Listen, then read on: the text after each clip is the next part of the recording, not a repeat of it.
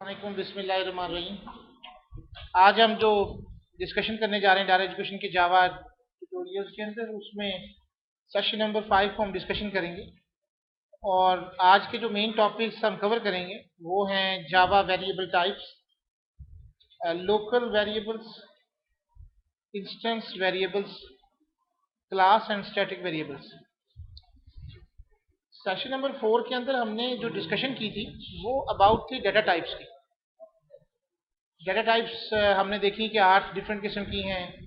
फिर पहले देखा कि प्रिमिटिव डेटा टाइप्स हैं, और फिर हमने कहा कि रेफरेंस डेटा टाइप्स हैं। आज हम बात करने जा रहे हैं वेरिएबल की। सबसे पहली बात तो यही होती है कि वेरिएबल वो हैं क्या। A variable provide us with named storage that our program can manipulate। ऐसी स्टोरेज जिसको बाद में आप मैनिपुलेट कर सकें। मैनिपुलेशन का मतलब क्या है? यानी आप उसके साथ उस मेमोरी एलोकेशन को यूज करते हुए रिट्राइव कर सकें, उसमें स्टोर करवा सकें, उसको डिलीट कर सकें, आप उसकी वजह से कोई काम परफॉर्म कर सकें। Such kind of things was manipulation. Computer is an electronic device which is used to store data, retrieve data and process data। Process का ही दूसरा मतलब मैनिपुलेशन ऑफ डाटा है। पहले हमने बात की कि प्रिमिटिव डाटा टाइप्स में 8 डिफरेंट टाइप्स के डाटा हैं। इंटीजर है, बाइट है, लॉन्ग है, शॉर्ट है, डबल है, फ्लोट है, स्ट्रिंग है, सॉरी कैरेक्टर है, बुलियन है। ये जितनी भी डिफरेंट किस्म के हों, असल में उस मेमोरी एलोकेशन की टाइप्स तो हो सकती हैं, लेकिन हम जिस जगह पे इसको स्टोर करवाएंगे वो चीज़ हमारी वेरिएबल कहलाती है। Each variable in Java has a specific type which determines the size and the layout of the variable's memory। जब भी आप उसको जावा को डिफाइन करते हैं तो वो इसको बहुत क्लियरली करता है कि इसका साइज एंड लेआउट क्या होगा। साइज से क्या मुराद है? अगर आपने एक वेरिएबल इंटीजर का डिक्लेयर किया है तो उसका साइज 4 बाइट्स होगा, और उसके वैल्यू आप लोगों ने लास्ट टाइम पे हमें डिस्कशन की। बाइट के अंदर मैक्सिमम वैल्यू -1272 128 है, इसी तरह से 232767, ये इसका साइज है। और इसकी लेआउट से मुराद कि इसमें सिर्फ नंबर्स आएंगे या इशारिया का नंबर्स आएंगे या इसमें करैक्टर आएगा, किस लेआउट से इंफॉर्मेशन स्टोर होगा। The range of that values that can B store with in that memory. वो रेंज आपको मैंने अभी बातों में कहा है कि अगर आपने बाइट लिया है तो -127 से 128 से ज़्यादा आप एक नंबर भी इजाफा नहीं कर सकते, तो उसकी दोनों तरफ एक रेंज दी गई है। The set of operations that can be applied to the variable, उसके ऊपर कौन कौन से फंक्शन अप्लाइड हो सकते हैं। जैसे अगर आपने बाइट, इंटीजर, न्यूमेरिक लिटरल्स किया है तो आप उनको जमा कर सकते हैं, ज़रब कर सकते हैं, तकसीम कर सकते हैं, लेकिन आप दो करैक्टर्स को जमा नहीं कर सकते। ए को जमा करके बी, ए जमा बी करके आप आंसर जो है वो सी नहीं ले सकते।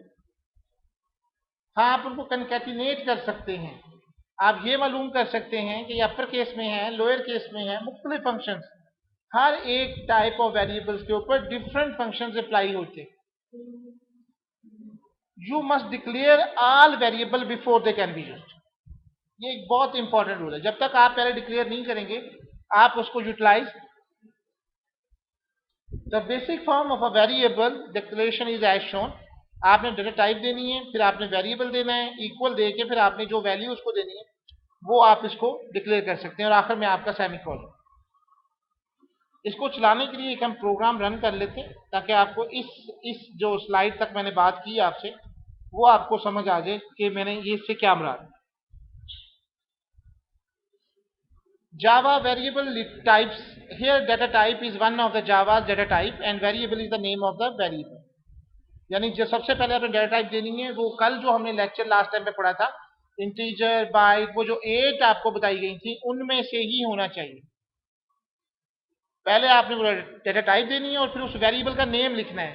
वेरिएबल का नेम कुछ भी हो सकता है, लेकिन उसकी कुछ शराइत हैं। To declare more than one variable of a specific type you can use a comma separated list। Following are wide example of the variable। जैसे आप इनको इस तरीके से डिक्लेयर कर सकते हैं। Integer a comma b comma c या integer a is equal to 10। लेकिन इसमें याद रखने वाली सबसे इंपॉर्टेंट बात यह है कि ये एक डाटा टाइप के मुख्तलिफ वेरिएबल तो डिक्लेयर हो सकते हैं, लेकिन ऐसा नहीं हो सकता कि आप डिफरेंट डाटा टाइप्स को एक ही वक्त में डिक्लेयर कर दें। इसी चीज को हम प्रोग्राम के थ्रू पहले चेक कर लेते हैं।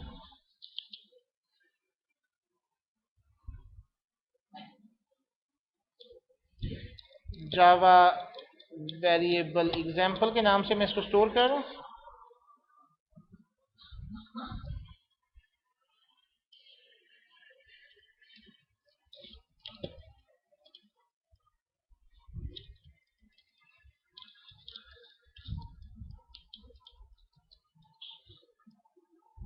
This program will display the variable declaration. अगर आपने एक वेरिएबल डिक्लेयर किया इंटीजर a, इट मीन्स के दिस इज डिक्लेरेशन, ये भी वैलिड है। इंटीजर a दोबारा आप डिक्लेयर नहीं कर सकते। b, c, d, एक ही रो में आप जितने भी डिक्लेयर करना चाहें ये भी वैलिड है। Integer j is equal to 10, ये भी वैलिड है। इंटीजर की जगह पे बाइट ले लेता हूं ताकि समझ आ सके। यहाँ पे सबसे पहले आपने उसकी टाइप का नाम देना है। बाइट फॉर एग्जांपल j के बाद k is equal to 34 comma l is equal to 90। It's possible. Short ले लें, m is equal to 90, n is equal to 87, लेकिन ये नहीं आप कर सकते। It's not possible. अगर आप एक ही लाइन में डिक्लेयर कर रहे हैं, बेशक आप इनिशियलाइजेशन और डिक्लेरेशन दोनों दे रहे हो, लेकिन इट्स नॉट पॉसिबल कि वो डिफरेंट डेटा टाइप्स की वैल्यूज हों। They belong to the different variables.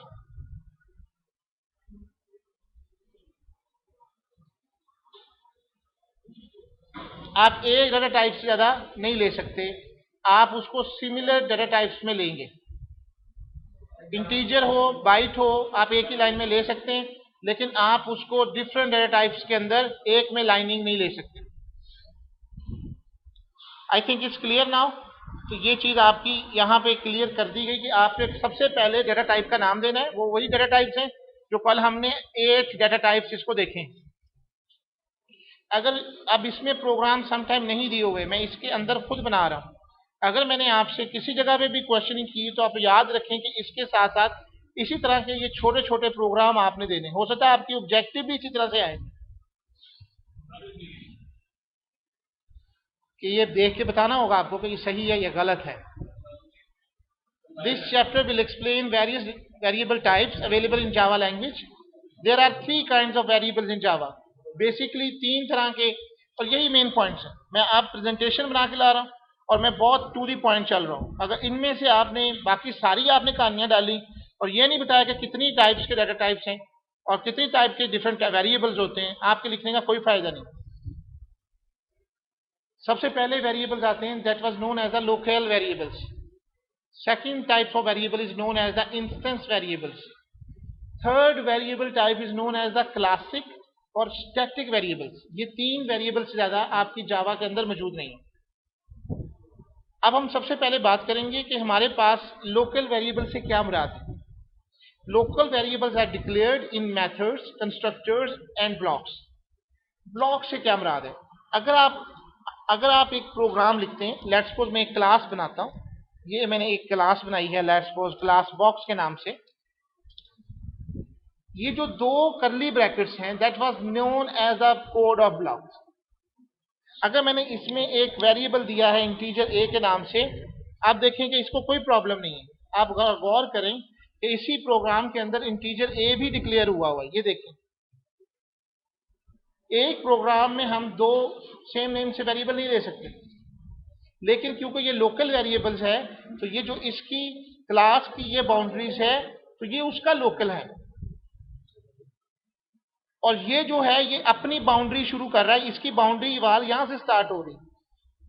तो एक करली ब्रैकेट्स के अंदर क्लास हो, कंस्ट्रक्टर हो, फंक्शंस हो, उसके अंदर जो आप लिखेंगे that was remain known as a local variables. Local variables are created when the method, constructor or block is created and the variable will be destroyed once if it exists the method, the constructors or block. और जैसे ही आप उसको call करते हैं उस function को, वो automatically उसको आप बन जाता है, और जब आप उसको खत्म करते हैं तो वो डिस्ट्रॉय भी हो जाता है.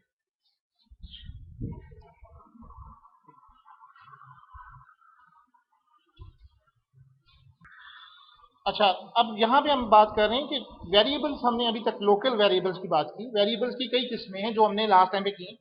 हमने ये देखना है कि what is difference between local variables, instance variables and classic static variables.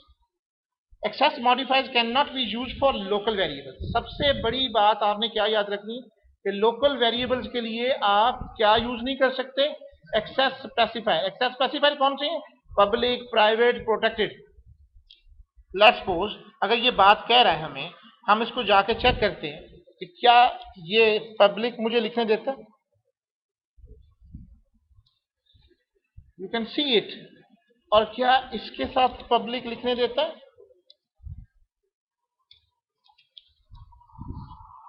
बिल्कुल. हालांकि देखें दोनों वेरिएबल्स हैं, लेकिन एक को पब्लिक लिखता हूं तो एरर दे रहा है, दूसरे को लिखता हूं तो वो इसको एक्सेप्ट करता है. इट मीन्स कि ये जो ऊपर क्लास के अंदर आपने ले रहे हैं ये लोकल वेरिएबल नहीं रहा. लोकल वेरिएबल वो जो हमने नीचे इस्तेमाल किया है, जहां पे आपका मेन प्रोग्राम है, अगर आपने उसके साथ पब्लिक, प्राइवेट, प्रोटेक्टेड के साथ कोई हरकत की तो वो इसको एक्सेप्ट करने के मूड में बिल्कुल भी नहीं है.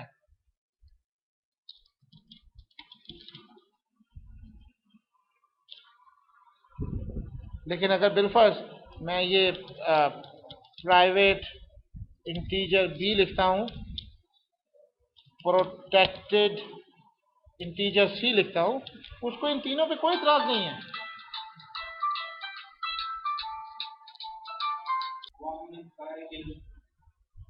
इसका जवाब मैं अभी आपको देने जा रहा हूं, जिसकी तरफ है then it will be clear कि what is it.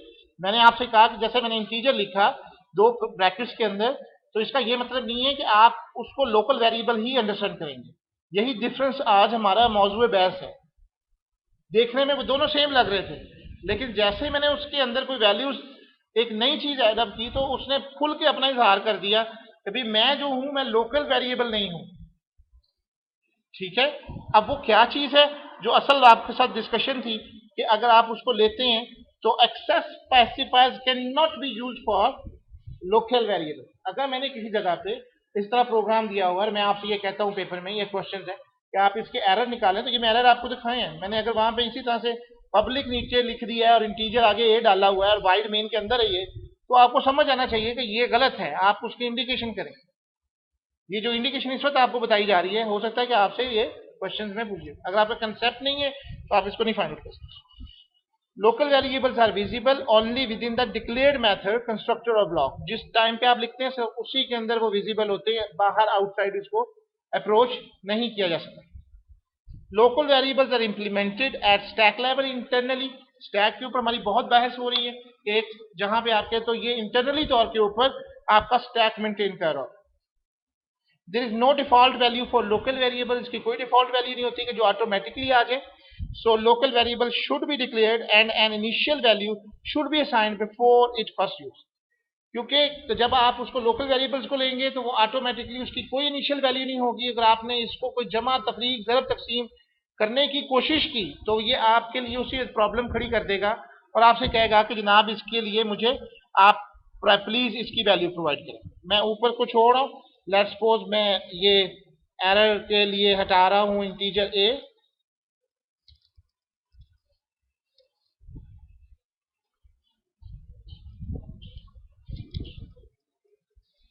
Let's suppose ये एरर दूर कर दूं. लेट्स सपोज मैंने a is equal to b plus c किया है. आप देखें कि एरर है. एरर क्यों है? इस एरर को पढ़ें. वो आपसे कहता है जी the local variables may not have been initialised. वो इनिशियलाइज नहीं है, तो लफ्ज भी वो साथ में आपको दे रहा है लोकल वेरिएबल का. अच्छा, लेकिन अगर हम इंटीजर है और लेट्स सपोज बी है एंड बी सी है, पब्लिक है d and e, I declare the three variables और मैं इनके साथ a is equal to d plus e करता हूं, तो आई थॉट इसको निकाल दें।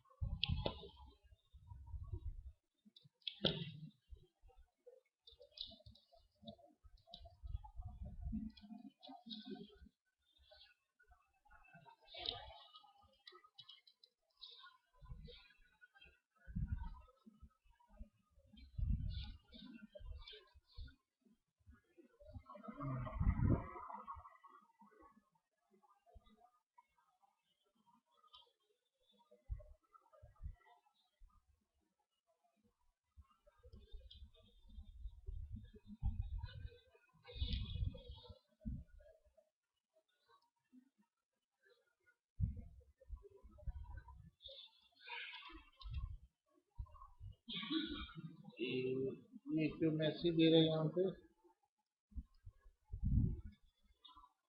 What?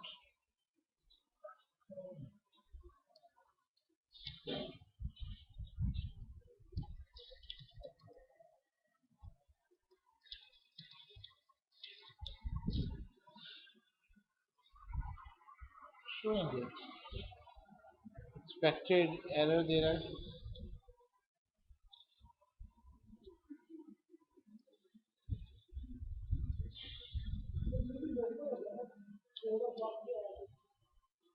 नहीं, ये नहीं होना चाहिए।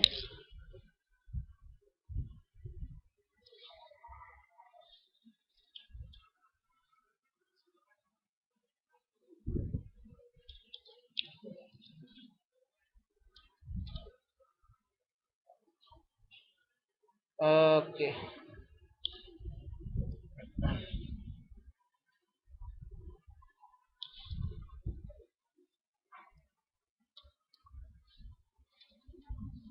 कंपाइलेशन एरर है।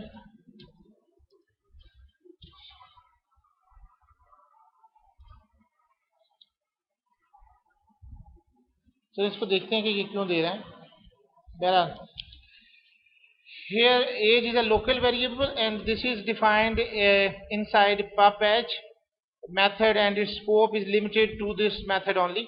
अब एक हम क्लास बना रहे हैं, उसके अंदर हमें पब्लिक वाइड pupAge की बनाइए, उसके अंदर एज हमने ली है फॉर एग्जांपल 0 और फिर age is equal to age plus 7।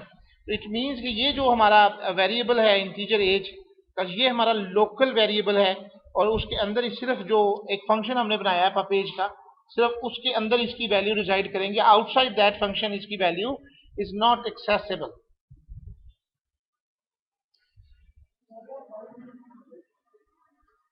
एक बना लेते हैं for example public wide area के नाम से इंटीजर हाइट कर लेते हैं और लेट्स सपोज इसको डिस्प्ले करवाना है। Height is equal to let's suppose 10 कर दें और एरिया मालूम करने के लिए इंटीजर विड्थ कर लें 8, इंटीजर डेप्थ कर लें 9 और इंटीजर एरिया कर लें is equal to height multiply by depth multiply by width and system dot out dot println the area of the box, और ये प्लस करके एरिया आप यहाँ पे डिक्लेयर कर दें। अब अगर गौर करें तो मैं एक बॉक्स का एक ऑब्जेक्ट बना रहा हूँ और ये मेरा फंक्शन किया हुआ है। लेट्स सपोज बॉक्स है एंड B1 डॉट, अगर आप देखें यहाँ पे तो आपको हाइट, वेट, डेप्थ कोई चीज़ नज़र नहीं आ रही, आपको एरिया नज़र आ रहा है। आप इसको जस्ट कॉल कर सकते हैं और इसकी वैल्यूज़ के area,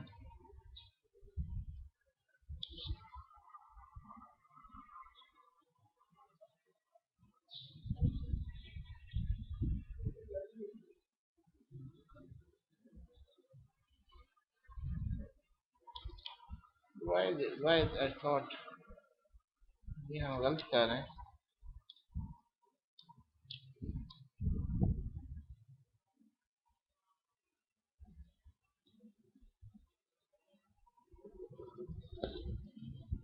box B1 is equal to new box. Sorry, मेरे दिन में मैं ना इससे पहले पढ़ा के आ रहा हूँ C plus plus with object oriented, तो C प्लस प्लस में इस तरह लिखते हैं, तो ये थोड़ा सा फर्क है। So if we will go for that proceed, ये कहाँ पे आ रहा है?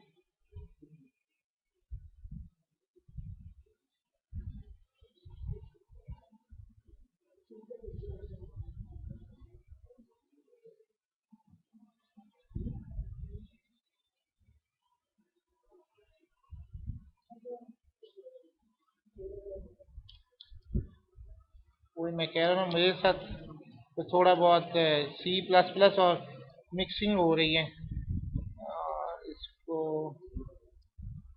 बिल्कुल दिमाग से निकल रहा है। बॉक्स है, क्लास बॉक्स है,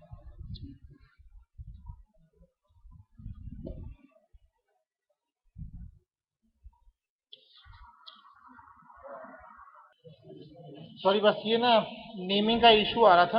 मैंने एक फंक्शन उसी के अंदर बनाया है, यही जो क्लास हमारी थी जावा वेरिएबल एग्जाम्पल की, उसी के अंदर मैंने ये एक फंक्शन बना दिया है वाइड एरिया का, और क्योंकि वो मैं एक क्लास बॉक्स की बना रहा था और उसकी नेमिंग और कन्वेंशन से थोड़ा सा फ़र्क पड़ रहा है, लेकिन इसको देखते हैं कि ये दूसरे तरीके से भी चलना चाहिए। बहरहाल यहाँ पे मैंने सिर्फ उसका एक ऑब्जेक्ट बना के उसको कॉल कर लिया। अगर मैं इसको अब B1 डॉट देखता हूँ तो मुझे एरिया तो नज़र आता है, लेकिन मुझे हाइट, विड्थ और डेप्थ जो है इनके वेरिएबल्स नज़र नहीं आते हैं। तो ये आपके लोकल वेरिएबल्स थे। अभी इंशाल्लाह हम नेक्स्ट आगे चलते हैं तो और इसकी प्रॉब्लम्स को सॉल्व आउट कर लेंगे। एक और example, this will produce the following result, जिस तरह अभी हमारे पास आया उसका एरियाज है। Following example use age without initialize, it is also would give an error at the time of compilation। जो हमारे पास आ रहा था कि अगर हमने एज को विदाउट उसकी नहीं दिया तो कौन सा एरर आएगा। Let's suppose this will produce Java variable number might not have been initialized और age is equal to age plus 7 और यहाँ पे एरर आ जाएगा। ये देखें, एरर की वजह से अभी तक हम बैठे हुए थे। लेट्स सपोज अभी मैं इसी प्रोग्राम में जाता हूँ और इसमें मैं हाइट को इनिशियलाइजेशन नहीं देता हूँ। अब मैं इसको प्रोग्राम को कंपाइल करता हूँ तो आप इसको देखें कि प्रोसीड कर देते हैं, तब भी वो आपको इसी जगह पे एरर इंडिकेट कर रहा है और एरर का नंबर आपको यही कह रहा है कि मेन थ्रेड इन दैट, पहले वाला प्रोग्राम उसने डिस्प्ले किया the local variable may have not been initialised. वो ये आपसे कह रहा है कि ये जनाब आपने लोकल वेरिएबल जो था उसको इनिशियलाइज नहीं किया। यही हमारा जो कंसर्न था। एक तरीकाकार तो मैंने आपको बताया पहले, जिसमें आपने सारी वैल्यूज दी और एरिया निकाला। अगर आप इसके अंदर से एरर निकाल लेते हैं, लेट्स सपोज 9 कर देते हैं, आपका ये एरर रिजॉल्व हो जाएगा। जब भी आपको ये रेड कलर की एक्सेप्शन वगैरह देते हैं तो आप ट्राई किया करें कि आपको ये क्या कह रहा है, तो उसका मीनिंग आपको पता होना चाहिए। तो एरर के बाद नेक्स्ट हम चल रहे हैं, अब आते हैं जी इंस्टेंस वेरिएबल्स की तरफ। पहला लोकल वेरिएबल खत्म हो गया। Instance variables are declared in a class. हमेशा किसमें डिक्लेयर होंगे? आपकी एक क्लास में, but outside a method, constructor और एनी ब्लॉक। लेकिन उसको आप कहीं से भी कॉल कर सकते हैं, बेशक वो कंस्ट्रक्टर में है, ब्लॉक में है, मेथड में है। When a space is allocated for an object in the heap, a slot of C instance variables value is created। जब आप उसको हीप में क्रिएट करते हैं, खासतौर पर कंपाइलर के लिए, तो वो उसको इंडिकेट करता है कि आपके इंस्टेंस वेरिएबल जो हैं वो क्रिएटेड हुए हैं या नहीं हुए। अब यहाँ पे एक नया लफ्ज़ है जिसके लिए शायद आपका दिमाग कर रहा हो, हीप को। कई बार हीप क्या होती है? डाटा स्ट्रक्चर के अंदर एक दो अभी आपसे बात हुई है, एक कहा जाता है स्टैक के बारे में, एक कहा जाता है ट्री के बारे में, क्यू के बारे में। इसके अलावा दो और बड़े पॉपुलर किस्म के डाटा स्ट्रक्चर के हवाले से डाटा हैं, स्ट्रक्चर्स हैं। एक को कहा जाता है ट्री और एक को कहा जाता है हीप। तो थोड़ा सा दोनों के अंदर डिफरेंस है। तो क्योंकि अभी यहाँ पे मौजूद नहीं है, मैं इंशाल्लाह टाइम मिला तो मैं आपको हीप और ट्री के बारे में बताऊंगा। Instance variables are created when an object is created with the use of the keyword new. हमेशा याद रखना है कि कौन सा कीवर्ड इस्तेमाल होगा आपके लिए। न्यू का वेरिएबल यूज होगा, तब आपका इंस्टेंस वेरिएबल जो है वो क्रिएटेड होते हैं। Destroyed when the object is destroyed, जैसे ही आप इसको डिस्ट्रॉय करते हैं आपका जो मेमोरी एलोकेट हुई होती है वो भी डिस्ट्रॉय होती है। Instance variable hold value that must be referenced by more than one method. एक ऑब्जेक्ट के अंदर हजारों सैकड़ों वेरिएबल्स आ सकते हैं और सैकड़ों मेथड्स आ सकते हैं। जैसे आप एक इंसान का मजमूआ है, एक ऑब्जेक्ट है, आपके अंदर मुख्तलिफ फंक्शनैलिटीज और परफॉर्मेंस है, ये दैट विल बी हैपन। और essential part of an object state that must be present through out the class. Instance variables can be declared in class level before after use, और उनके अंदर आपका declare करना और फिर क्लास लेवल के ऊपर आप इनको आफ्टर यूज भी कर सकते हैं। अच्छा, इंस्टेंस वेरिएबल की खसूसियत क्या है? Access modifiers can be given for instance variable. तो जो आपने जब आप क्लास के अंदर वेरिएबल्स को लेंगे जो बाहर पड़े होंगे, तो वो आपके क्या कहलाएंगे?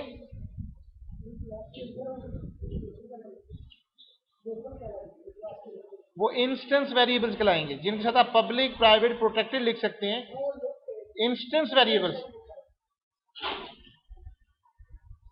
अब जैसे मैं आपको समझाने के लिए, लेट्स सपोज मैं एक पब्लिक ले रहा हूं और मैंने हाइट किया है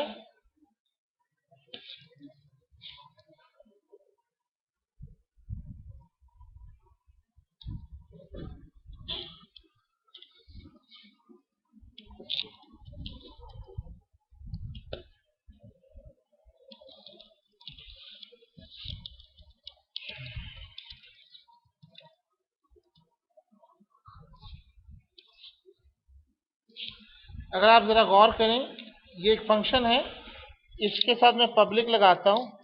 अब आप देखें एरर है। ये पब्लिक इंटीजर हाइट वाला जो है ये लोकल वेरिएबल है, ये इंस्टेंस वेरिएबल जिसके साथ एक्सेस मॉडिफायर लगाने से। और यही बात आपसे कही गई है कि ये क्लास के अंदर जो आप लेंगे तो वो फिर एक्सेस मॉडिफायर लगा रहे हैं तो वो आपका इंस्टेंस वेरिएबल बन जाएगा। लेट्स सपोज आपने एक फंक्शन बनाते हैं,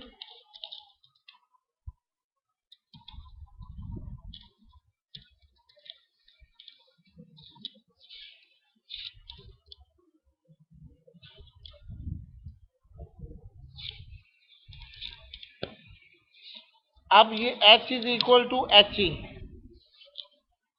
ये कंस्ट्रक्टर है। इसमें भी आप जो दे रहे हैं, अगर आप इसको पब्लिक करते हैं, इसकी जरूरत देते हैं नहीं। यहां पे भी आप कंस्ट्रक्टर में लिखते हैं तो ये क्या बात बनेगी आपकी कि ये लोकल वेरिएबल्स हैं। आप सिर्फ इसको बाहर वेरिएबल्स को डिक्लेयर कर सकते हैं। ओके, कोड ऑफ ब्लॉक हर एक कोड ब्लॉक नहीं है, वो कोड ऑफ ब्लॉक में भी कई किस्म के कोड ऑफ ब्लॉक्स हैं। आपने गौर करना होगा कि फंक्शन के अंदर आप कॉल कर रहे हैं तो वो लोकल वेरिएबल है, क्लास के अंदर कॉल कर रहे हैं तो वो फिर आपका instance variable. Normally it is recommended to take these variable private. शुरू में आपसे यही कहा जाता है कि आप इनको प्राइवेट ही रखें, क्योंकि फिर तो वो मकसद ही फौत हो जाता है अगर आपने इनको पब्लिक कर दिया। इसका मतलब है कि आपने हर आदमी को इजाजत दे दी कि वो आपके घर के अंदर एंटर हो सकता है। However, visibility of subclass can be given by these variable with the use of access modifier। लेकिन आप इनकी access modifiers के साथ इनकी visibility का तयन कर सकते हैं। Instance variable have default values, उनकी automatically default values होती हैं।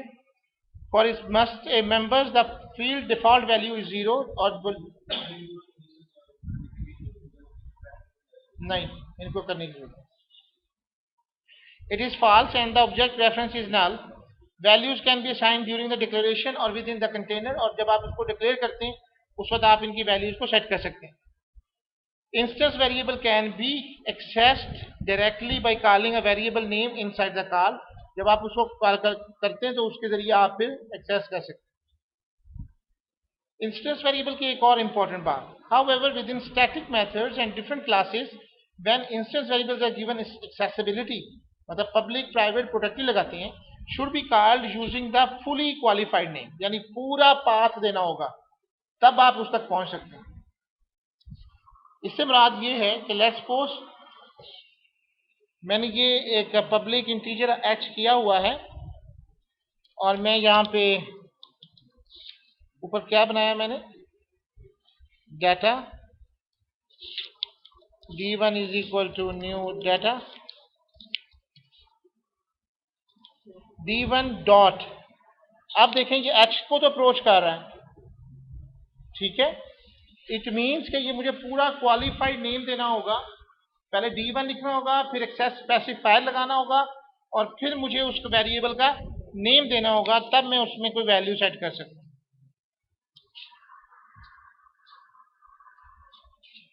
ऑब्जेक्ट रेफरेंस वेरिएबल नेम, सबसे पहले ऑब्जेक्ट रेफरेंस कोई जो मैंने d1 बनाया वो मेरा ऑब्जेक्ट रेफरेंस था और फिर वेरिएबल का नेम देना होगा.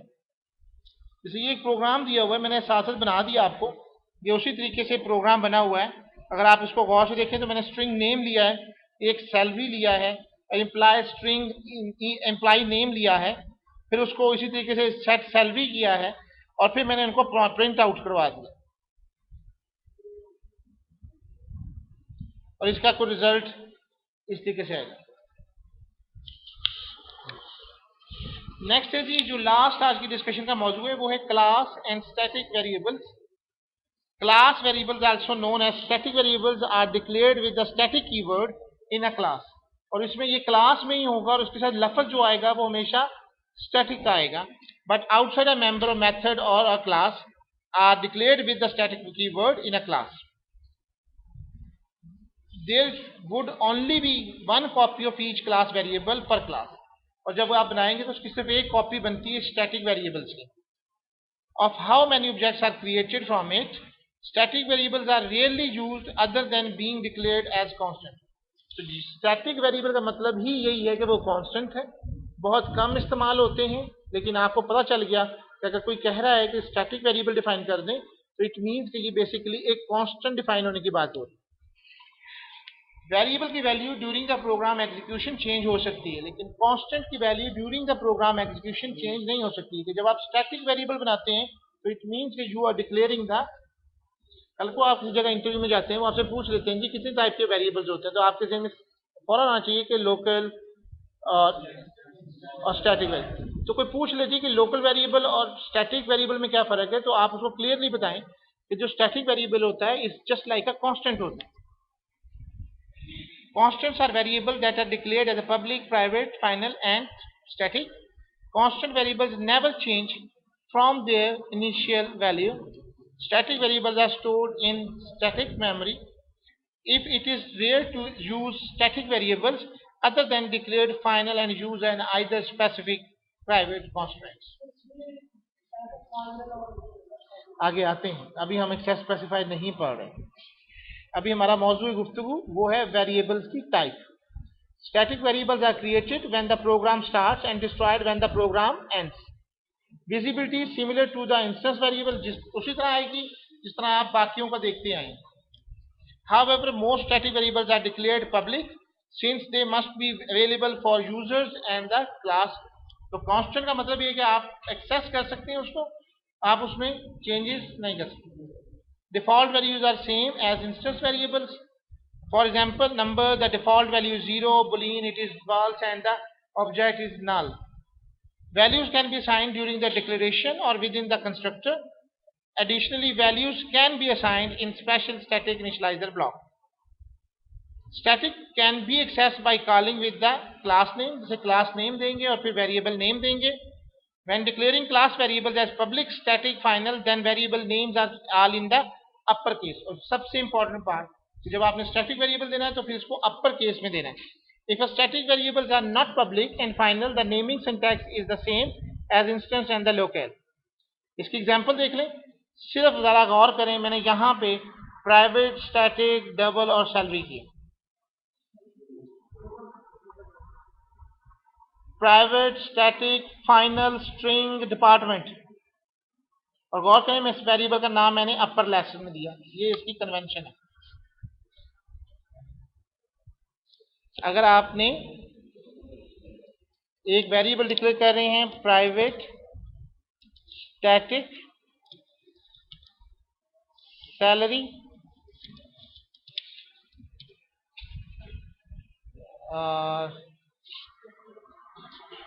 उसको आपने नहीं मिस, मैंने क्या किया यहाँ पे, वेरिएबल की डाटा टाइप दी.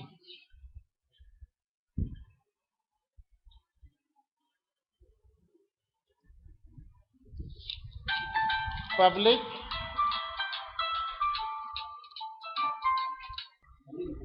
ताकि उसकी वैल्यूज को चेंज ना किया जा सके.